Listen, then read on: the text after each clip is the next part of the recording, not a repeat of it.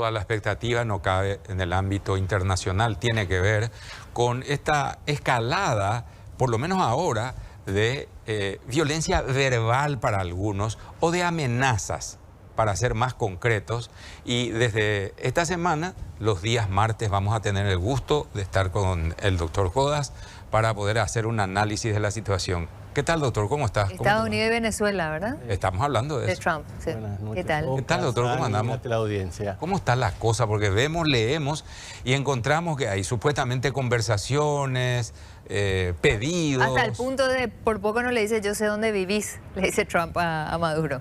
Claro, justamente hoy en un reporte que hizo el New York Times, menciona que, según informantes que ellos tienen dentro del gobierno venezolano, Maduro ha tomado las medidas que uno ya puede esperar. No duerme en el mismo lugar todas las noches, aumentó la dotación de cubanos en su servicio de guardaespaldas, tiene también más oficiales de contrainteligencia cubanos dentro de las Fuerzas Armadas para evitar probablemente alguna traición.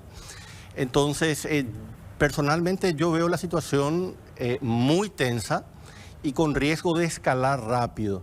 No estamos hablando de algo discursivo nada más. Estados Unidos tiene una armada en este momento en el Caribe de 14 buques de guerra, incluyendo al portaaviones más grande del mundo. Es decir, nadie mueve semejante logística militar que cuesta mucho dinero y cuesta mucho prestigio, porque ese es el problema. Para mí, Trump en ese sentido está con una cierta situación de disyuntiva, porque él, en la práctica, la amenaza está ahí. Él ya ha hablado de posible cambio de régimen, a pesar de que en el pasado él hablaba en contra de los cambios de régimen. Ha hablado de remover a Maduro y a su camarilla, y resulta que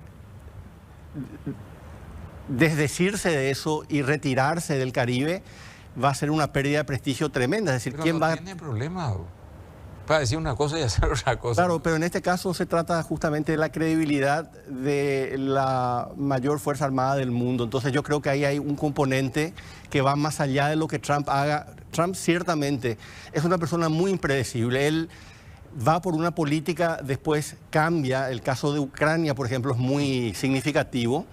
Pero yo creo que en este caso hay una situación donde a él le va a ser más difícil sencillamente retractarse y retirarse. Pero podemos llegar a, cuando hablamos de la escalada, podemos llegar a que Estados Unidos invada el territorio venezolano, ingrese con tropas y derrocar al gobierno. ¿Se puede llegar a eso? Yo creo que es posible. Ahora, Venezuela no es como el caso panameño de los años 80. Venezuela tiene mucho más población, tiene unas fuerzas armadas mucho más importantes y es un país, hay que acordarse de eso, selvático. Eso se da para guerra de guerrillas. Entonces, no va a ser un país fácil de tomar si es que efectivamente invaden.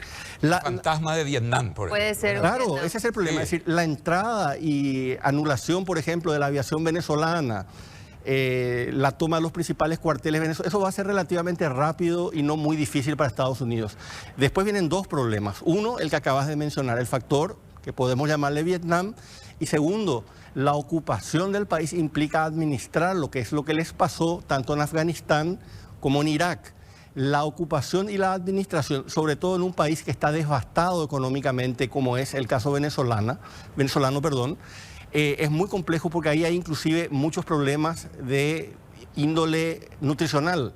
Entonces yo creo que es muy probable que veamos, por lo menos en una primera etapa, dos variantes. Una es el ataque con tropas especiales, que es muy dirigido a los líderes del régimen venezolano. ¿Y al resto de la población no? No. Y la segunda variante es lo que se llama precision strikes, es decir, los ataques misilísticos de precisión o con drones. Es decir, por eso que Maduro se mueve. Sí. Como se mueve hicieron como con Osama Bin Laden, ¿verdad? Exactamente, ese es el caso más paradigmático, digamos, pero ha habido otros. Israel se ha convertido en un experto en eliminar enemigos de esa manera. Es probable que vayamos por ahí primero porque Trump tiene otro problema. Él prometió en campaña que no iba a meter a Estados Unidos en ningún enredo militar de gran escala y lo prometió en su primer gobierno también. Entonces, él tiene dos votantes que van en conflicto. Los votantes cubano-venezolanos que quieren la intervención y quieren sacar a Venezuela porque eso, como Venezuela subsidia el petróleo que se le da a Cuba, ellos esperan que caiga Cuba también. y después tiene... Mata a dos pájaros. Claro, Doctor, pero estábamos comentando con Oscar que es diferente el primer periodo donde puede haber reelección que este segundo donde ya no va a haber reelección. Entonces ya no le importa lo que sea que le votaron, No porque sé. ya, bueno, por lo menos... No estoy tan seguro porque él quiere él es una persona con una autoestima muy alta y él probablemente quiera que el trumpismo como movimiento siga. Claro. Más allá de él. Si él comete un error importante, que puede ser el atacar a Venezuela, efectivamente sacar a Maduro y a sus cómplices, pero quedarse con un problema insoluble en materia de enredo militar, eso le puede costar al que probablemente va a ser su heredero ideológico, que es el vicepresidente J.D. Vance, Sí. su presidencia. Entonces, hay muchos... Lo interesante de esto es que hay muchas variables que hay que analizar. No es tan fácil como decir, Sí, señor. lo sacamos o no lo sacamos, invadimos o no El tema invadimos. económico para terminar, hay petróleo, eso también seguramente que... No solamente incide. mucho petróleo, hay mucho oro, hay en general muchos recursos minerales. Y en el pasado, cosa que puede volver a suceder, Venezuela era un mercado en sí muy interesante porque era un país, para lo que son los estándares latinoamericanos, bastante rico. Sí. Así Alto que poder adquisitivo. veremos hacia dónde va esto. Gracias, doctor. Un placer.